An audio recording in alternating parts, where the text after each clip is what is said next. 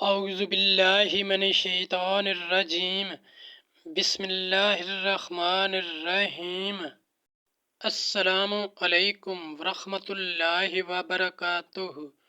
طالب علم ساتھیوں، اس سے پہلے والی ویڈیو میں ہم نے سورہ بقرہ کی آیت نمبر 183 کا ترجمہ اور تفسیر پڑھی، پارہ نمبر 2، جس کا لنک میں نے اس ویڈیو کے ڈسکرپشن میں شیئر کر دیا ہے۔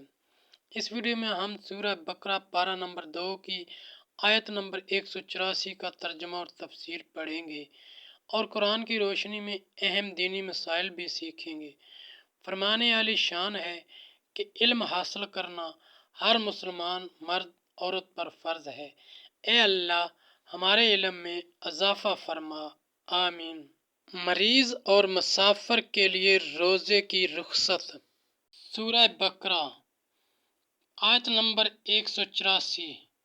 ایاما معدودات فمن کان منکم مریضا او علی سفر فعدۃ من ایام اخر وعلی الذین یطیقونہ فدیۃ طعام مسکین فمن تطوع خیرا فہو خیر لہ وَأَن تَصُومُوا خَيْرٌ لَكُمْ إِن كُنتُمْ تَعْلَمُونَ۔ ترجمہ: گنتی کے دن ہیں تو تم میں جو کوئی بیمار یا سفر میں ہو تو اتنے روزے اور دنوں میں، اور جنہیں اس کی طاقت نہ ہو وہ بدلہ دیں ایک مسکین کا کھانا۔ پھر جو اپنی طرف سے نیکی زیادہ کرے تو وہ اس کے لیے بہتر ہے، اور روزہ رکھنا تمہارے لیے زیادہ بھلا ہے اگر تم جانو۔ آیت نمبر 184 کی تفسیر۔ یعنی صرف رمضان کا ایک مہینہ۔ سفر سے وہ مراد ہے جس کی مسافت 3 دن سے کم نہ ہو۔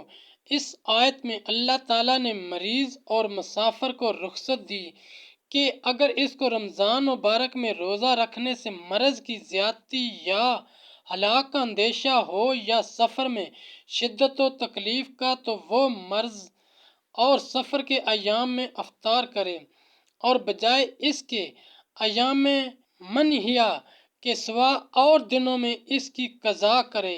ایام منہیہ 5 دن ہیں جن میں روزہ رکھنا جائز نہیں، دونوں عیدین اور ذی الحجہ کی 11ویں، 12ویں، 13ویں تاریخیں۔ مسئلہ: مریض کو محض وہم پر روزے کا افطار جائز نہیں جب تک دلیل یا تجربہ یا غیر ظاہر الفسق طبیب کی خبر سے اس کا غلبہ ظن حاصل نہ ہو کہ روزہ مرض کے طول یا زیادتی کا سبب ہوگا۔ مسئلہ: جو بالفعل بیمار نہ ہو لیکن مسلمان طبیب یہ کہے کہ وہ روزہ رکھنے سے بیمار ہو جائے گا، وہ بھی مریض کے حکم میں ہے۔ مسئلہ: حاملہ یا دودھ پلانے والی عورت کو اگر روزہ رکھنے سے اپنی یا بچے کی جان کا یا اس کے بیمار ہونے کا اندیشہ ہو تو اس کو بھی افطار جائز ہے۔ مسئلہ: جس مسافر نے طلوع فجر سے قبل سفر شروع کیا اس کو تو روزے کا افطار جائز ہے، لیکن جس نے بعد طلوع سفر کیا اس کو دن کا افطار جائز نہیں۔ مسئلہ: جس بوڑھے مرد یا عورت کو پیرانہ سالی کے ضعف سے روزہ رکھنے کی قدرت نہ رہے اور آئندہ قوت حاصل ہونے کی امید بھی نہ ہو، اس کو شیخ فانی کہتے ہیں، اس کے لیے جائز ہے کہ افطار کرے اور ہر روزے کے بدلے نصف سا گیہوں یا گیہوں کا آٹا یا اس سے دونے جو یا اس کی قیمت بطور فدیہ دے۔ مسئلہ: اگر فدیہ دینے کے بعد روزہ رکھنے کی قوت آ گئی تو روزہ واجب ہوگا۔ مثلاً اگر شیخ فانی نادار ہو اور فدیہ دینے کی قدرت نہ رکھے تو اللہ تعالیٰ سے استغفار کرے اور اپنے عضو تقصیر کی دعا کرتا رہے، یعنی فدیہ کی مقدار سے زیادہ دے۔ اس سے معلوم ہوا کہ اگرچہ مسافر مریض کو افطار کی اجازت ہے لیکن زیادہ بہتر و افضل روزہ رکھنا ہی ہے۔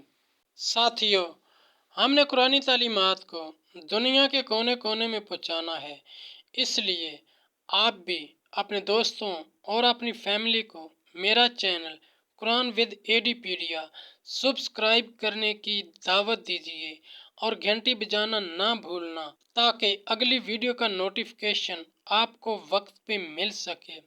اللہ کریم ہم سب کی نیک اور جائز حاجات پوری فرمائے، آمین یا رب العالمین۔